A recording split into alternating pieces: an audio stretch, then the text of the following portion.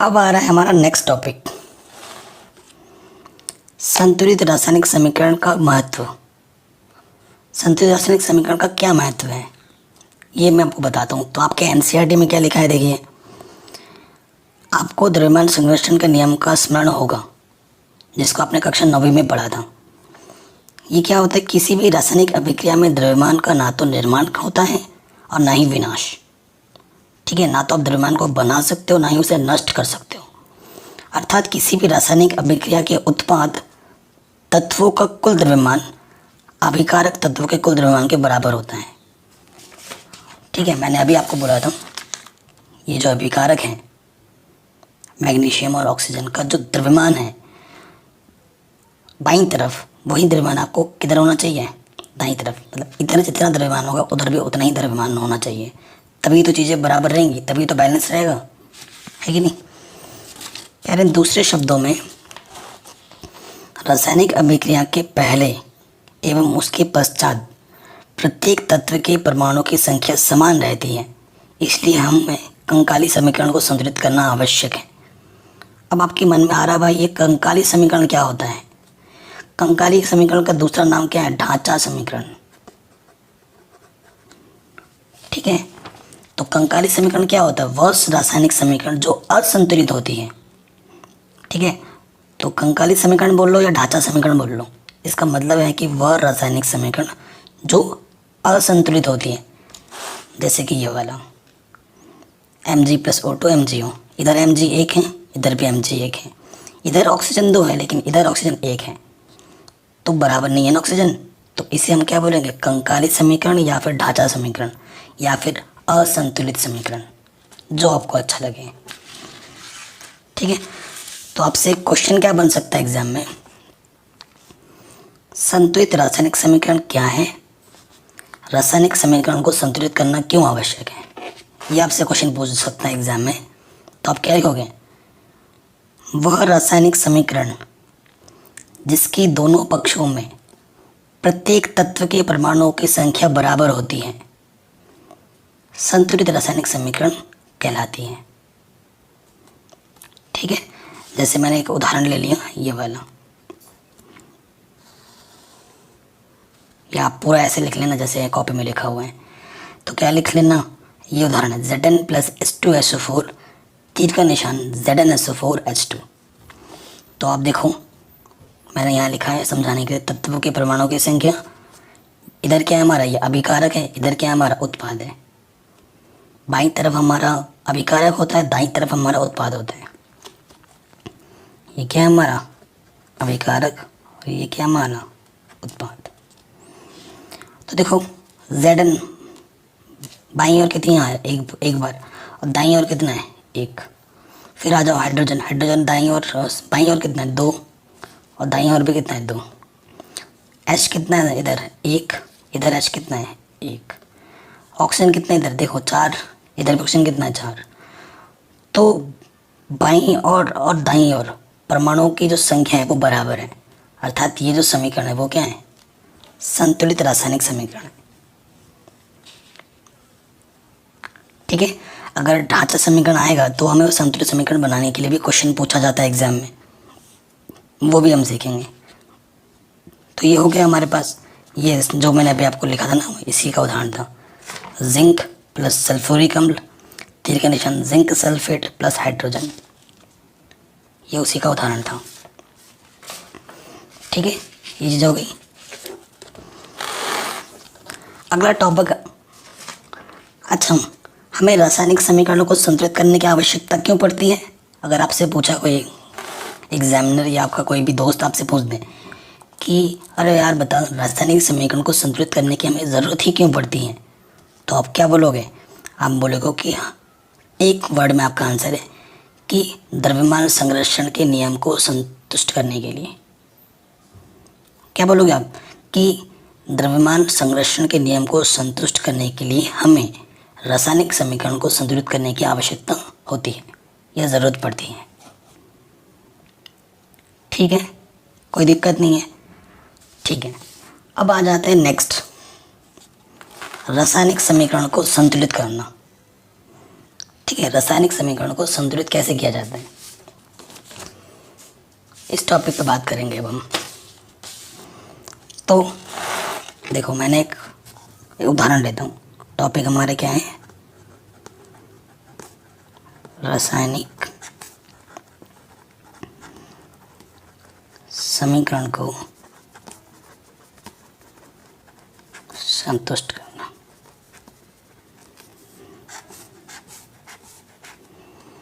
ठीक है, ये हमारा टॉपिक है, रासायनिक समीकरण को संतुष्ट करना।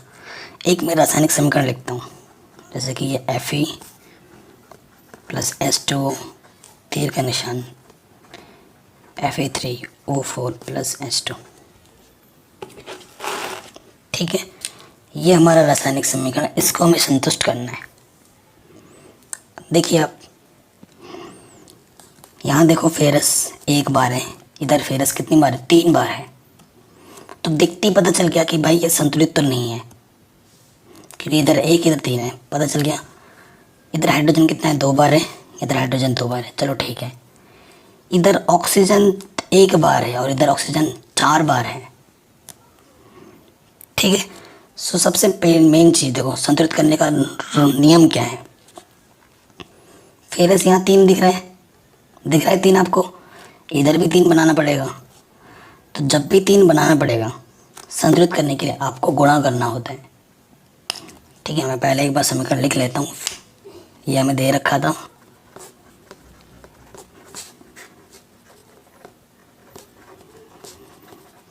ये हमें दे रखा था ना। अब संतुलित करना है हमें। यहाँ 3 है, इसको भी 3 बनाना है। तो 3 बनाने के लिए क्या करना पड़ेगा, इसमें 3 से गुणा करना पड़ेगा। 3 से गुणा कर दिया तो फेरस 3 हो गया, इधर भी फेरस 3 है। ठीक है, ऑक्सीजन यहाँ 2 है, इधर भी हाइड्रोजन यहाँ 2 है, यहाँ पर भी हाइड्रोजन 2 है, चलो ठीक है। ऑक्सीजन यहाँ 4 है और यहाँ ऑक्सीजन 1 है। 1 को 4 बनाने के लिए आपको किससे गुणा करना पड़ेगा, 4 से। आपका ऑक्सीजन तो देखो 4 हो गया, सही है, कोई दिक्कत नहीं है। लेकिन आपका हाइड्रोजन कितना हो गया, 4 गुणा 2 8 हो गया। आपका हाइड्रोजन कितना हो गया, 8। और यहाँ आपका हाइड्रोजन कितना है, 2। हाइड्रोजन को भी तो 8 बनाना पड़ेगा। तो 2 को आप किससे गुणा करोगे कि 8 हो जाए, 4 से। अब देखो, दोनों तरफ सब चीज़ें बराबर आएंगी। इधर फेरस 3 है, इधर भी फेरस 3 है। ठीक है, इधर ऑक्सीजन 4 है, इधर भी ऑक्सीजन 4 है। इधर हाइड्रोजन 8 है, इधर भी हाइड्रोजन 8 है। तो बाएं पक्ष में जितने तत्व के परमाणु की संख्या है, वही तत्व के परमाणु की संख्या दाईं ओर भी है। अर्थात ये द्रव्यमान संरक्षण के नियम को क्या कर रहा है, संतुष्ट कर रहा है। ठीक, तो ये हमारा रासायनिक समीकरण संतुलित हो जाएगा। तो इन शॉर्ट आप ऐसे यहाँ लिख दोगे, यहाँ 3 से किया, यहाँ 4 से किया और यहाँ 4 से किया। ये रासायनिक समीकरण को हमने क्या कर दिया, संतुलित कर लिया। इस चैप्टर की जो इम्पोर्टेंट क्वेश्चन है ना, टॉपिक वाइज चीज़ें मैं बता रखा हूँ। ठीक है, ये जो मैंने आपको इतने आसान में समझाया, इस NCERT में रामायण करके रखा है, तो मैंने आपको रामायण नहीं समझाया, बहुत ही सीधे इस तरीके से समझा दिया। ठीक है, अब आते हैं नेक्स्ट। देखो, ये जो प्रश्न है इनको अभी मैं फ़िलहाल आपके लिए छोड़ रहा हूँ। और ये जितने भी डब्बे के जो प्रश्न हैं, उन सबको और अभ्यास के प्रश्नों को हम दूसरी वीडियो में पढ़ेंगे। इस वीडियो में सिर्फ हम चीज़ों को सीख रहे हैं, जो भी हमारा टॉपिक है, जो भी हमारा कॉन्सेप्ट है, वो हम जान रहे हैं। ये जितने भी प्रश्न उत्तर हैं वो मैं आपको दूसरे वीडियो में बताऊँगा। हर चैप्टर की 2 वीडियो आएगी।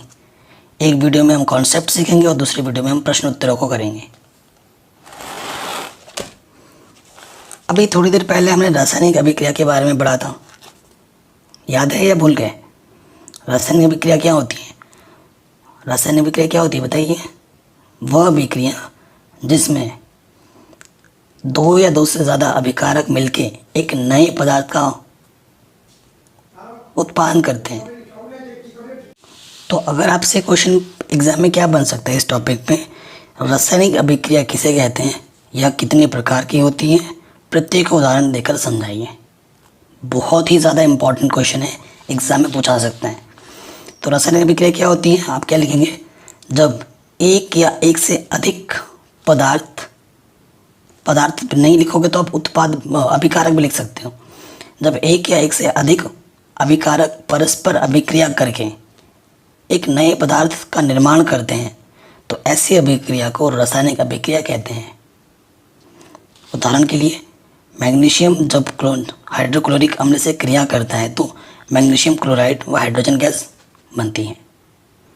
ठीक है, ये शब्दों में लिखा हमने, और इसी शब्द को हम रासायनिक अभिक्रिया के रूप में लिख सकते हैं, रासायनिक समीकरण के रूप में, कि जब मैग्नीशियम को हाइड्रोक्लोरिक अम्ल से क्रिया कराई जाती है, किसका अनुभव देता है, ये प्लस चिन्ह हमें ये अनुभव देता है कि मैग्नीशियम को जब हाइड्रोक्लोरिक अम्ल से अभिक्रिया कराओगे तो आपको मैग्नीशियम क्लोराइड मिलेगा और हाइड्रोजन गैस हवा में उड़ जाएगी।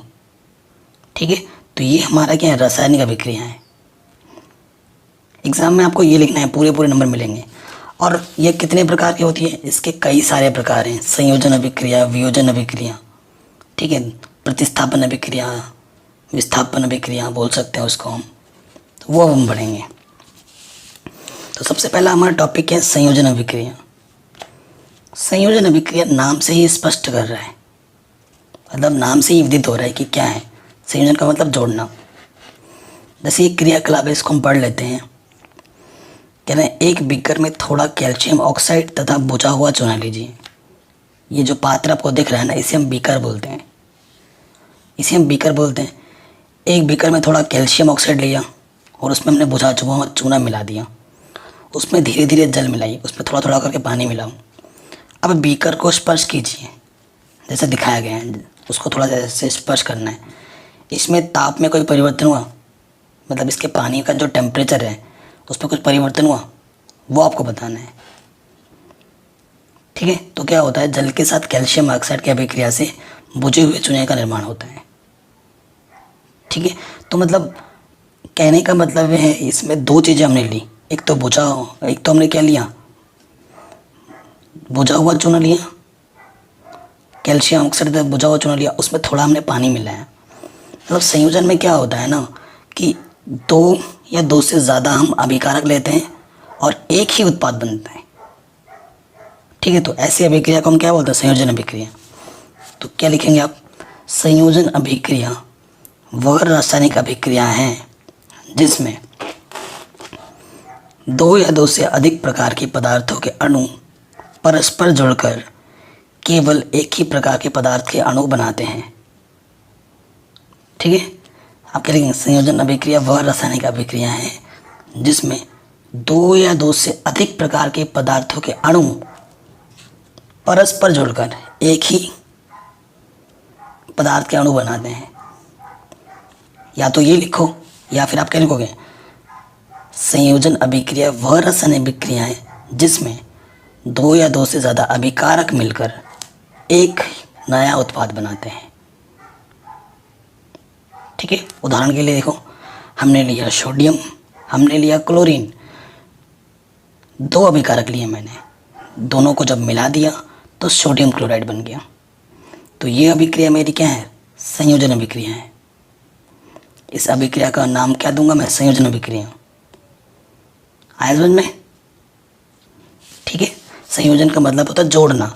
जब दो या दो से ज़्यादा अभिकारक मिलकर एक नया उत्पाद बनाएंगे, एक ही बनाएगा, एक से ज़्यादा नहीं बनाएगा उत्पाद, तो उसे हम बोलते हैं संयोजन अभिक्रिया। मैंने एक उदाहरण दिया, इसमें और एक उदाहरण दे रखा है, CaO + H2 है, CaOH का होल ट्वाइस। CO क्या होता है, बिना बुझा हुआ चूना, H2O क्या है, पानी, और बुझा हुआ चूना क्या होता है, CaOH का होल ट्वाइस। ठीक है, आया समझ में? अब आता है नेक्स्ट आपका वियोजन अभिक्रिया। ठीक है, अब नेक्स्ट क्या आता है आपका, वियोजन अभिक्रिया। तो वियोजन अभिक्रिया कई प्रकार के होते हैं। वियोजन का मतलब ही आप समझ पा रहे हैं, टूटना। ठीक है, दो भाई एक साथ थे, अलग हो गए, दो दोस्त एक साथ थे, अलग हो गए। वियोजन का मतलब यूँ अलग होना। ठीक है, तो वियोजन अभिक्रिया कई प्रकार के होते हैं, नाम से स्पष्ट हो जाता है। तो वियोजन अभिक्रिया में हम क्या लिखेंगे, वियोजन अभिक्रिया वह रासायनिक अभिक्रिया है जिसमें कोई यौगिक, अब लेफ्ट साइड में सिर्फ एक ही होगा, राइट साइड में दो या दो से ज़्यादा हो सकते हैं, ये अंतर है। वियोजन अभिक्रिया वह रासायनिक अभिक्रिया है जिसमें कोई यौगिक अपने अवयवी तत्वों अथवा छोटे छोटे सरल यौगिकों में विभाजित हो जाते हैं। ठीक है, वियोजन अभिक्रिया कहलाता है। ठीक है, उदाहरण के तौर पर अगर एक ही उदाहरण आपको मैं बताऊं तो कई सारे उदाहरण हैं। जैसे ये CaCO3 चूना पत्थर है। चूना पत्थर को जब आप ऊष्मा दोगे ना तो ये CaO और CO2 में अलग हो जाता है। तो ये भी एक हमारा वियोजन अभिक्रिया का उदाहरण है। इसके नीचे आप ये वाला उदाहरण लिख सकते हैं। ठीक है, अब बात करते हैं वियोजन अभिक्रिया कितने प्रकार की होती हैं। तो एक आता है ऊष्मीय वियोजन। नाम से ही पता चलता है, वह वियोजन अभिक्रिया जो ऊष्मा के द्वारा होता है उसे ऊष्मा वियोजन कहते हैं। तो यहाँ लिखा है, जब किसी पदार्थ के वियोजन की अभिक्रिया ऊष्मा देने पर होती है तो उसे ऊष्मीय वियोजन कहते हैं। उदाहरण देखो, यहाँ पर पोटेशियम क्लोराइड है, उसको ऊष्मा दिया, पोटेशियम क्लोराइड और ऑक्सीजन बन गया। ये तीर का निशान ऊपर है, इसका मतलब ये गैस का सिंबल है, और गैस हवा में उड़ जाती है ना, तो तभी तीर ऊपर जा रहा है। नेक्स्ट है विद्युत वियोजन। तो क्या बोलोगे, वह वियोजन जो विद्युत के द्वारा होता है। ठीक है, तो यहाँ लिखा है, जिस रासायनिक अभिक्रिया में यौगिक का विद्युत प्रवाहित करने पर वियोजन होता है उसे विद्युत वियोजन कहते हैं। उदाहरण के लिए ये आपका क्या है, सोडियम क्लोराइड है, NaCl, विद्युत वियोजन हो रहा है। सोडियम और क्लोरीन में क्या हो जा रहा है, अलग। 2NaCl, तीर का निशान विद्युत वियोजन ऊपर लिखना है, 2Na+Cl2। आया समझ में? तो ये हमारा हो गया वियोजन अभिक्रिया, बहुत ही सरल था।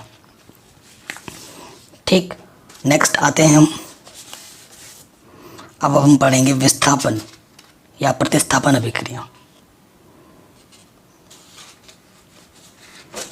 तो जो भी चीज़ मैं बोल रहा हूँ ना NCERT में जितने भी उदाहरण हैं, ये देखो सूर्य का प्रकाश, ठीक है ना, ये सब लिखा हुआ है, तो शॉर्ट में बना दिया। अगला टॉपिक इसी के ही आगे आएगा अभी, विस्थापन या प्रतिस्थापन अभिक्रिया। ये क्या होती है? कह रहे विस्थापन वह रासायनिक अभिक्रिया है जिसमें किसी यौगिक के अणु किसी एक परमाणु अथवा समूह के स्थान पर दूसरे परमाणु या समूह आ जाता है। मतलब एक की जगह पर जब कोई दूसरा आ जाता है ना, प्रतिस्थापित करता है। यहाँ पर राम है और यहाँ पर श्याम है, ठीक है, तो राम श्याम की जगह के आके बैठ गया, तो ये प्रतिस्थापन हुआ या फिर विस्थापन हुआ, जो भी आप कहना चाहो। तो क्या होता है, विस्थापन वह रासायनिक अभिक्रिया है जिसमें किसी यौगिक के अणु के किसी एक परमाणु अथवा समूह के स्थान पर कोई दूसरा तो परमाणु समूह आ जाता है। जैसे यहाँ देखो, उदाहरण से आपको स्पष्ट हो जाएगा। ये मेरा आयरन है, ये मेरा कॉपर सल्फेट है, और यहाँ हो गया फेरस सल्फेट और कॉपर अलग हो गया। तो ये देखो, ये जो फेरस है किसके स्थान पे आ रहा है, कॉपर के स्थान पर, क्योंकि ये कॉपर बेचारा अलग हो गया और कॉपर के स्थान पर क्या आ गया, देखो फेरस। तो Fe आ रहा है CO की जगह पर, यानी कि इसको ये विस्थापित कर दे रहा है। तो इस तरीके की अभिक्रिया को हम क्या बोलते हैं, विस्थापन। आप बोलोगे सर Fe ने कॉपर को ही विस्थापन क्यों किया? क्योंकि जो सक्रियता श्रेणी होती है ना, अभी मैं आपको बताऊंगा आगे आने वाले चैप्टर में, तीसरे चैप्टर में हम पढ़ेंगे, ठीक है, मेटल एंड नॉन मेटल्स में। जो सक्रियता श्रेणी में है ना, ये जो फेरस होता है वो कॉपर से ऊपर होता है, और जो शक्तिशाली होता है ना, वो कमज़ोर को हमेशा दबाता है कि नहीं? तो ये जो फेरस है वो शक्तिशाली है, बलवान है, तो ये क्या करेगा, कॉपर को आके हटा के वो खुद उसके स्थान पे आ जाएगा। क्योंकि फेरस जो है वो सक्रियता श्रेणी में कॉपर से ऊपर है, तो वो उसके स्थान पे आ जाता है और कॉपर बेचारा अलग हो जाता है। ठीक है, तो ये जो अभिक्रिया है इससे हम क्या बोलेंगे, विस्थापन अभिक्रिया या फिर प्रतिस्थापन अभिक्रिया। है समझ में? अब हम बात करते हैं उभय प्रतिस्थापन या फिर द्वि विस्थापन जिसे हम बोलते हैं। ठीक है, द्वि विस्थापन अभिक्रिया। कह रही जिस रासायनिक अभिक्रिया में यौगिकों के आयनों का अदला बदली होता है, ऐसे लिखना, जिस रासायनिक अभिक्रिया में यौगिकों का अथवा आयनों का अदला बदली होता है उसे हम द्विविस्थापन या उभय प्रतिस्थापन अभिक्रिया कहते हैं। ठीक, उदाहरण के तौर पे देखो, ये मेरा बेरियम क्लोराइड है, ये मेरा सोडियम सल्फेट है, यहाँ हो गया बेरियम सल्फेट, यहाँ हो गया सोडियम क्लोराइड। मैं आपको एक चीज़ बता रहा हूँ, एग्ज़ाम में जब आपका कोई क्वेश्चन पूछा जाएगा साइंस में, भले ही आपसे उसने एग्जाम्पल पूछा हो या नहीं पूछा हो, आपको हमेशा एग्जाम्पल देना ही देना है। ठीक है, अगर आप नहीं दे रहे हो तो आपको उसके नंबर कटेंगे, मैं पहले बता रहा हूँ। ठीक है, हमेशा कोशिश करने की मैं एग्जाम्पल दूँ, हो सके तो मैं चित्र बनाऊँ अगर चित्र बन सकता है उसमें। ठीक है, हमेशा कोशिश करनी है, और एक एक चीज़ के कम से कम दो दो एग्जाम्पल आपको पता होने चाहिए। अब देखो उभय प्रतिस्थापन क्या होगा, यहाँ पर Ba था और यहाँ पर SO4, तो देखो क्या हुआ, Ba के साथ क्या आ गया, SO4, ये BSO4 और Na2 और ये Cl2, ये दोनों एक साथ हो गए, उभय प्रतिस्थापन हुआ ना, और ये हो गया 2NaCl। दोनों चीज़ अदला बदली, ये इसके साथ आया, ये इसके साथ आया, वहाँ एक ही चीज़ आ रहा था, ये इधर ही आ रहा था, तो ये प्रतिस्थापन था, ये द्विविस्थापन हो रहा है। ठीक है, आया समझ में आपको, ये चीज़ हो गई। ओके, तो ये क्वेश्चन भी हमारा आराम से बन गया। अब रासायनिक समीकरण को संतुलित करना वो भी मैं आपको सिखाऊंगा। तो कुछ मैंने क्वेश्चन लिए थे, अभी वो दिख नहीं रहा मेरे को। तो देखिए, जो भी चीज़ मैंने आपको अभी पढ़ाया विस्थापन, वो आपके NCERT में है ना, तो मैंने सिंपल सरल भाषा में पढ़ा दिया। विस्थापन के बाद ये सारे उसमें एग्जाम्पल्स वगैरह थे, ये सब हमें सेट्स देख लेना। उसके बाद अभी मैंने आपको द्विविस्थापन अभिक्रिया पढ़ाया, वो भी है यहाँ पर। अब जो आएगा नेक्स्ट टॉपिक वो है उपचयन एवं अपचयन। ठीक है, उपचयन एवं अपचयन आने से पहले एक क्वेश्चन मैं ले लेता हूँ, मैंने क्वेश्चन भी ले लिया है, इसको देख लीजिए। ठीक है, उपचयन व अपचयन अभिक्रिया पढ़ने से पहले इस क्वेश्चन को देख लीजिए। क्या बोल रहे हैं, निम्नलिखित अभिक्रियाओं के लिए संतुलित रासायनिक समीकरण लिखिए तथा अभिक्रिया के प्रकार को पहचानिए।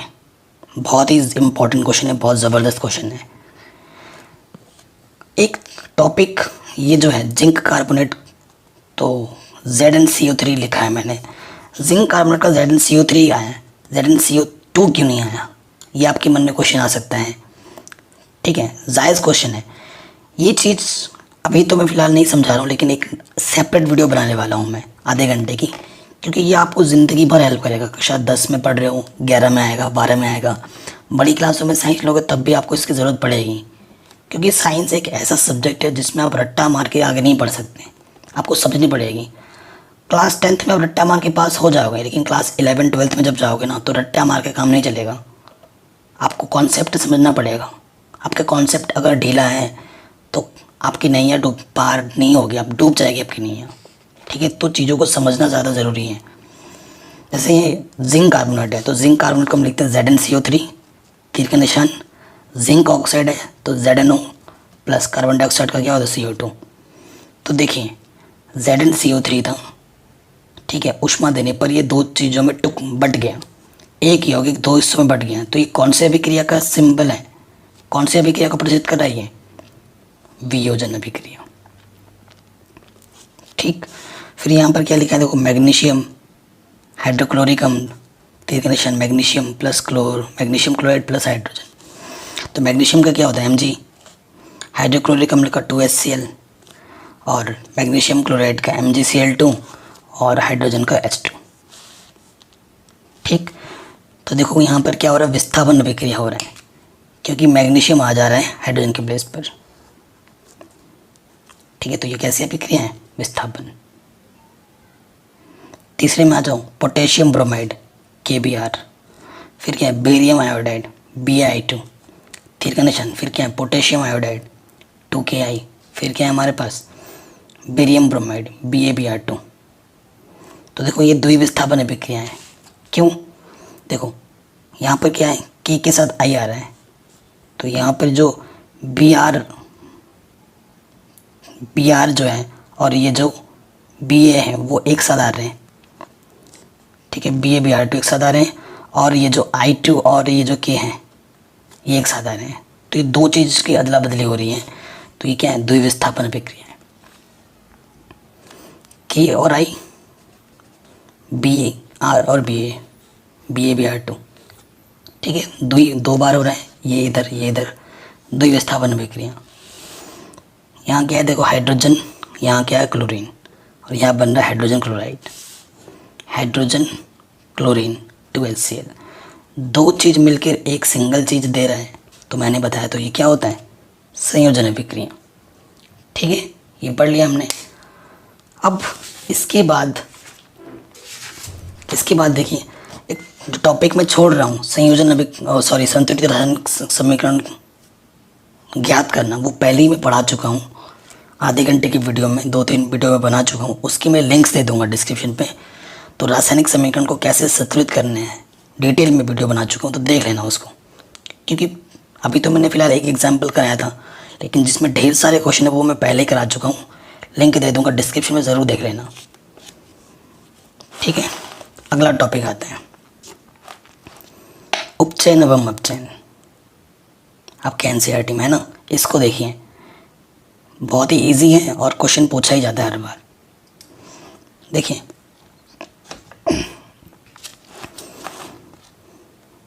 यहाँ पर क्या लिखा है, एनसीईआरटी पूरा पढ़ोगे ना तो आप कंफ्यूज हो सकते हो, तो मैं सिंपल तरीके से समझा देता हूँ। जब किसी अभिक्रिया में ना ऑक्सीजन का योग होगा, आप कॉपी में चाहो लिख लो, यहाँ लिख लो, जब किसी रासायनिक अभिक्रिया में ऑक्सीजन का योग हो व हाइड्रोजन की कमी हो, तो उसे उपचयन अभिक्रिया कहते हैं।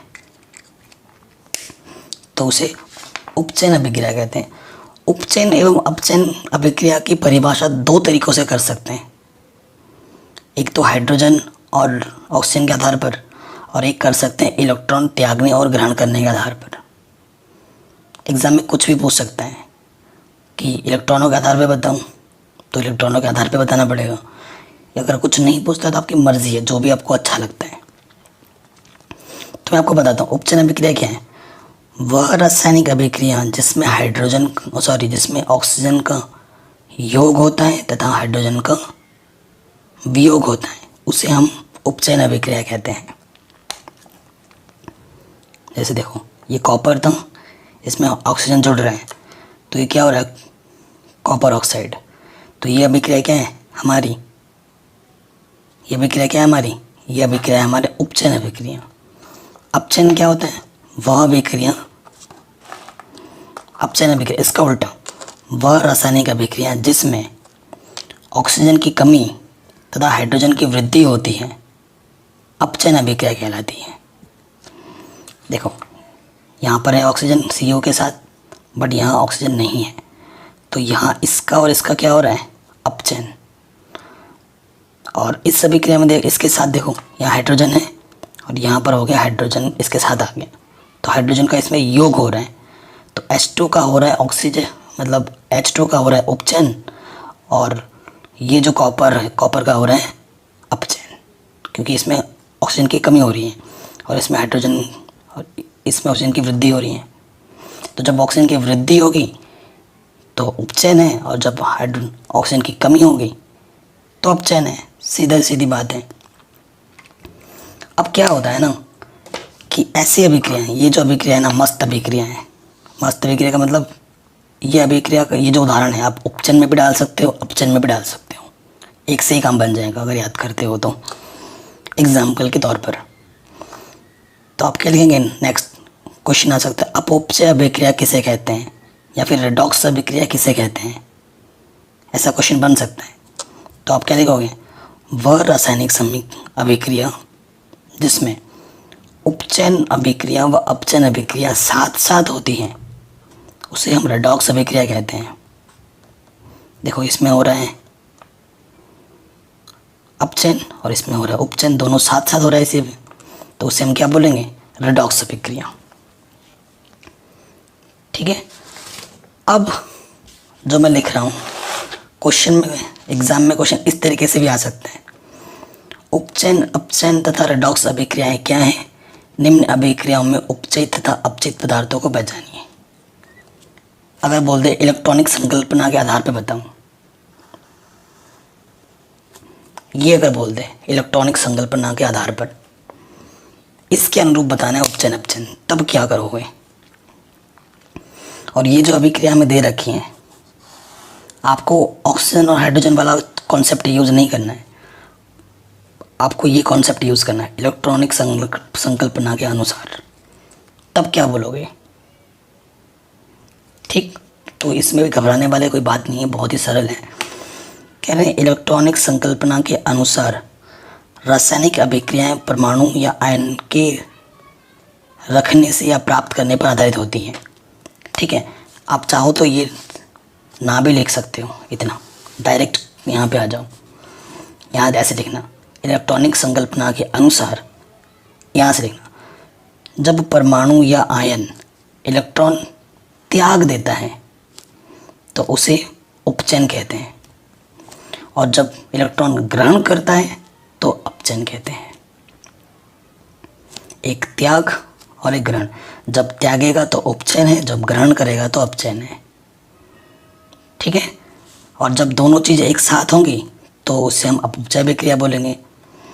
तो क्या लिख रहे हैं यहाँ पर? अर्थात अभिक्रियाओं में उपचयन तथा अपचयन साथ साथ चलते हैं, अतः ऐसी अभिक्रियाएं जिनमें अपचयन तथा उपचयन साथ साथ होते हैं अपउपचय या रेडॉक्स अभिक्रियाएं कहलाती हैं। अब देखिए ये Zn था, यहाँ पर Zn बच गया, यानी कि ऑक्सीजन का इसने क्या किया? त्याग। उसने भाई बोला ऑक्सीजन, Zn के साथ ऑक्सीजन था, ऑक्सीजन का यहाँ पे क्या हुआ है? त्याग, सिर्फ Zn बचा है। तो जब इलेक्ट्रॉनों का त्याग होता है तो उस स्थिति में क्या होता है? उस स्थिति में क्या होता है? उपचयन। तो यही चीज़ लिखा है, देखो इसमें Zn का उपचयन Zn में तथा C, देखो ये C क्या कर रहा है? ऑक्सीजन को ग्रहण कर रहा है, और जब ग्रहण करता है तो क्या हो जाता है? अपचयित। देखो यहाँ लिखा है उपयुक्त अभिक्रिया एक उपचयन अपचयन अभिक्रिया है। इसमें Zn का उपचयन Zn में तथा C का उपचयन, ये जो C कार्बन का अपचयन CO में हो रहा है, अतः ZnO अपचयित है तथा C उपचयित पदार्थ है। ठीक है, थोड़ा सा कंफ्यूजिंग हो सकता है इस वर्ड में, तो हमेशा देखो Zn के साथ ऑक्सीजन का त्याग हो रहा है तो ZnO अपचयित बोला जाएगा। हालांकि Zn का यहाँ पर उपचयन हो रहा है, लेकिन ये जो ZnO उसे हम अपचयित बोलेंगे, उल्टा। और कार्बन का देखो यहाँ ऑक्सीजन ग्रहण कर रहा है, तो यहाँ पर कार्बन को हम क्या बोलेंगे? उपचयित बोलेंगे। ठीक है, थोड़ा सा उल्टा पुल्टा लग रहा होगा, लेकिन गौर से देखना, थोड़ा सा अपोजिट कनेक्शन बिठाना आप। ठीक है, आपको समझ में आ जाएगा। हो गया? तो इस तरीके से भी आपसे पूछ सकता है, तो ये भी हो जाएगा। अगला क्वेश्चन इसमें और एक आ सकता है छोटा मोटा, कि मंद और तीव्र अभिक्रियाएं किसे आप क्या समझते हो? एक एक उदाहरण दो। मंद का मतलब जो बहुत धीरे धीरे हो रहा हो, तीव्र का मतलब जो फटाक से हो जाता हो। तो मंद अभिक्रिया में क्या लिखेंगे? वे अभिक्रियाएं जो मंद गति से होती हैं तथा जिनके पूरा होने पर अधिक समय लग जाता है मंद अभिक्रियाएं कहलाती हैं। ठीक है, जैसे हाइड्रोजन प्लस आयोडीन बहुत धीमी गति से होते हैं, हाइड्रोजन आयोडाइड, ये बहुत मंद अभिक्रिया है। लेकिन अगर तीव्र की बात करूं, वे रासायनिक अभिक्रियाएं जो शीघ्रता से हो जाती हैं, ठीक है, तीव्र अभिक्रिया कहलाती हैं। जैसे कि AgNO3 में अगर NaCl मिलाया जाए AgCl प्लस NO3 बहुत ही जल्दी बन जाता है। तो ये अब परिभाषा लिख के ये उदाहरण लिख देना, पूरे पूरे नंबर मिल जाएंगे। ठीक है, ये चीज़ भी हो गई। ये देखो उपचयन अपचयन मैंने बोला था ना, देखो CuO है, यहाँ O की कमी हो रही है तो क्या होगा अपचयन, या हाइड्रोजन के साथ O की वृद्धि हो रही है तो ये क्या है उपचयन। ठीक है, नेक्स्ट टॉपिक पे आते हैं संक्षारण।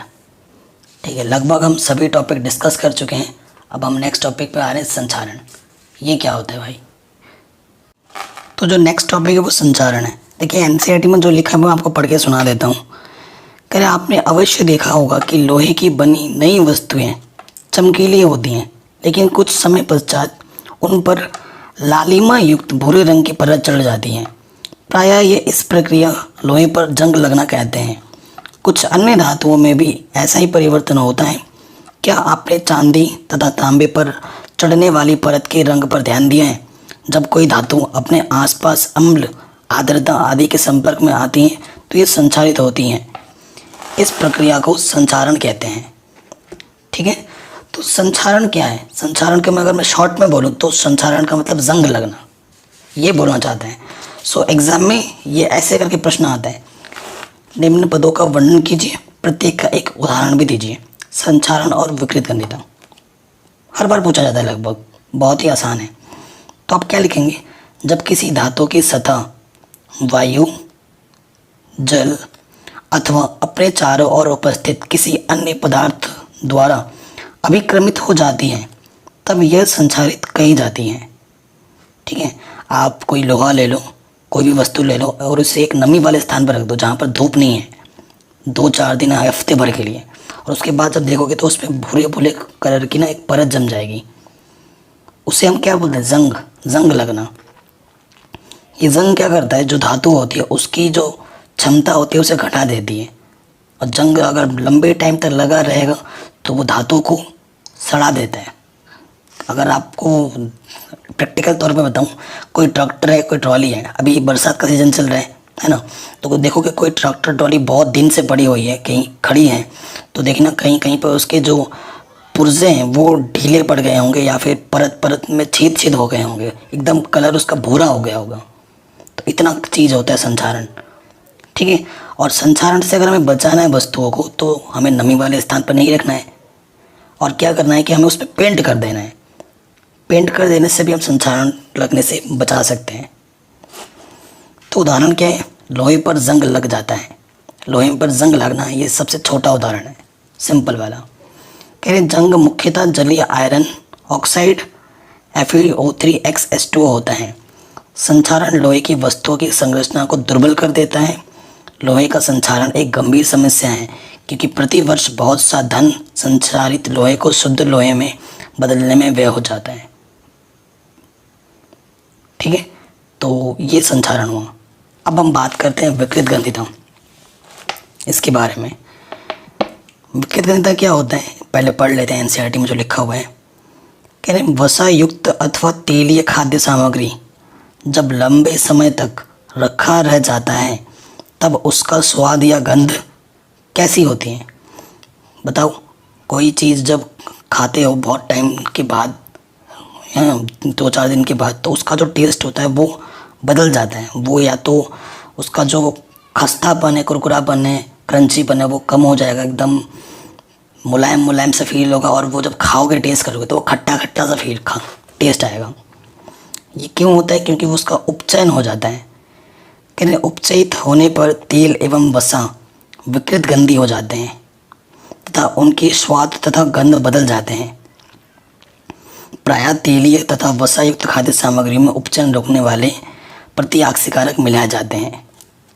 ठीक है, अब इसके बारे में बात करते हैं विकृत गंधिता। कह रहे हैं जब वसा तथा तेल उपचयित हो जाते हैं, मतलब जो वसा है, जो तेल है, उसमें ऑक्सीजन हट जाते हैं, तब ये क्या होते हैं? विकृत गंधी हो जाते हैं।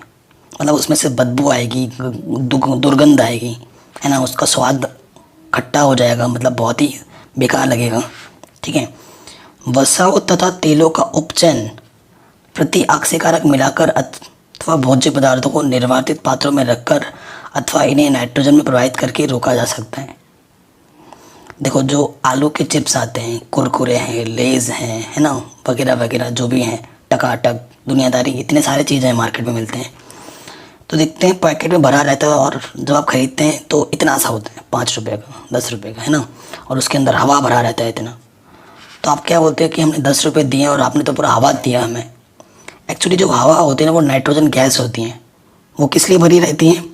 वो इसलिए भरी रहती है कि जो भी चिप्स हैं उसके अंदर जो कि तेल से बना हुआ है, अगर वो हवा हट जाएगी ना तो वो जो चिप्स में जो ऑक्सीजन की मात्रा है ना वो उपचित हो जाएगी और उसका जो क्रंचीपन है, कुरकुराहटपन है या जो उसका स्वाद है वो परिवर्तित हो जाएगा। इसीलिए उस हवा को डाला जाता है ताकि उसके उपचयन होने को वो रोक सकें। ठीक है, तो इसे ही हम क्या कहते हैं? विकृत गंधिता कहते हैं। तो ये चैप्टर हमारा पूरा कंप्लीट हो गया है। इस चैप्टर में हमने सिर्फ कॉन्सेप्ट जाने हैं, बाकी कुछ डिटेल में चीज़ें अगर सीखनी है आपको टॉपिक वाइज मैंने लिंक में दे दूँगा डिस्क्रिप्शन में, जैसे कि रासायनिक समीकरण को संतुलित कैसे करते हैं, ठीक है, रासायनिक समीकरण को कैसे लिखा जाता है, ये डिटेल में मैंने वीडियो बना रखा है, वो आप देख सकते हैं। और इसके जितने भी ये बॉक्स में जो भी प्रश्न हैं जितने भी हैं और ये जो अभ्यास का जो प्रश्न है ये सब, ये आपको नेक्स्ट वीडियो में मिल जाएगा विद सॉल्यूशन डिटेल में। ठीक है, अगर वीडियो पसंद आई हो तो प्लीज़ इसे हर जगह शेयर कर देना।